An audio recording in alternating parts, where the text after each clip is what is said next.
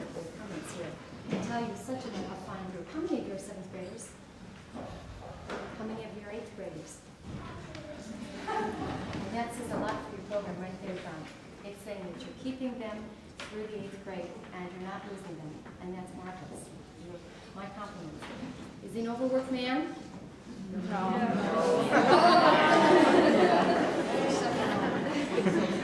See, all blood fruit. Okay. The only comment that I have on are very nitpicky. Okay. So if I sound negative or something, I'm not. I'm just being picky at this point. I'm feeling in the part where 2 live rightly, where you're in 3 piece, where you're going into parts there, and on the last time you went to 3 parts, thou shalt put out. I'm feeling that the sound is a little bit oozing into it. I like to use the idea of the toothpaste. You know, you're starting with toothpaste, the sound goes out, and then finally you have it. Can I have the C major chord? There's C, E, and G. Okay, can you give me rather like popcorn? I want the sound 2, right there, not 2 and then it's on. All right. I'll give you 2 beats, and if you play the accompaniment there, and you're coming on 2 beats, not the oozing out now, the pop. Okay.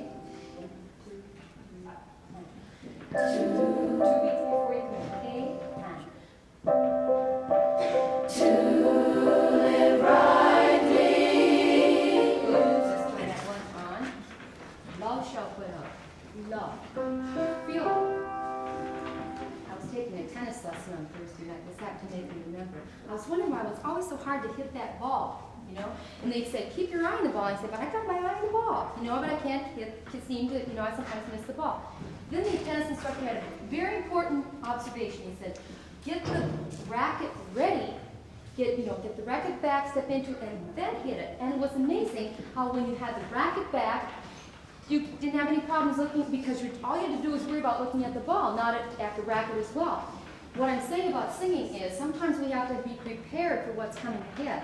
And on love, if we're thinking of love on the 2nd beat, then we're going to get this kind of toothpaste effect. Think of the love, right, and prepare for it like you're getting that. How many of you play tennis? Enough of you to know what I'm talking about? Okay, here we go. I'll give you one, and you can do.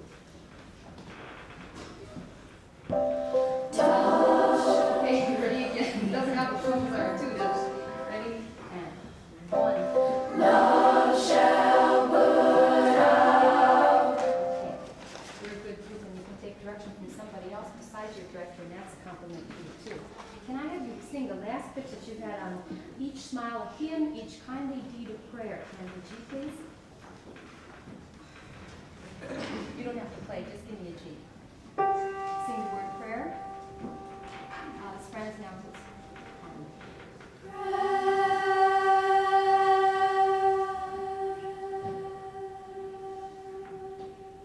I held it out longer because that's as long as you'd have to hold the phrase if you were doing each kind of deed of prayer. Okay, I felt like it was collapsing, like you weren't supporting it all the way through to the end.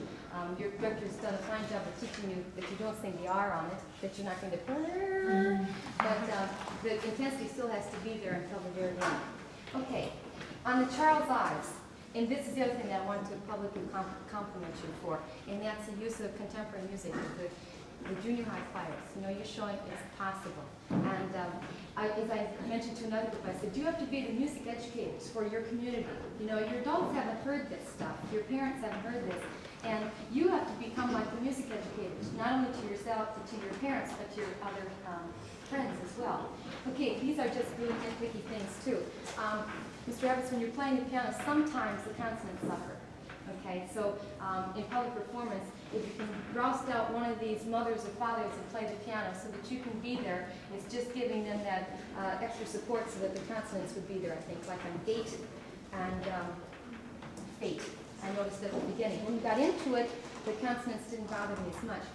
You know what I'd like to see you do in this song? You played it very straight, you know, you played it like the dry man. Isn't there the guy that's Mutt and Jeff? Mutt and Jeff are what? One's a straight man and one's a joker or something. Anyway, you played it like the straight man. What I'd like you to do is try it in your rehearsal, if you're going to get this right for performance, as the joker, okay? And your facial expressions have to show this. And exaggerate what you're doing. You started to get into it, like at the bottom of page 7 and the top of page 8 where you're going. When it came to finish up the work on which he went, nothing came back from his time that on earth was spent. And then that's the point where it was just starting to build. But you have to be like, you're telling a joke up here. And you have to let your facial expression show that too. I think you were so concerned with this is 4 eighth notes followed by an eighth note, and then a 4 note, and another eighth note, and you know, you're getting caught up on getting the thing so accurate, and it was accurate, that we kind of lose the fun with it. So you know, try using the facial expressions to make it a joke, in a sense, to the audience. Thank you very much.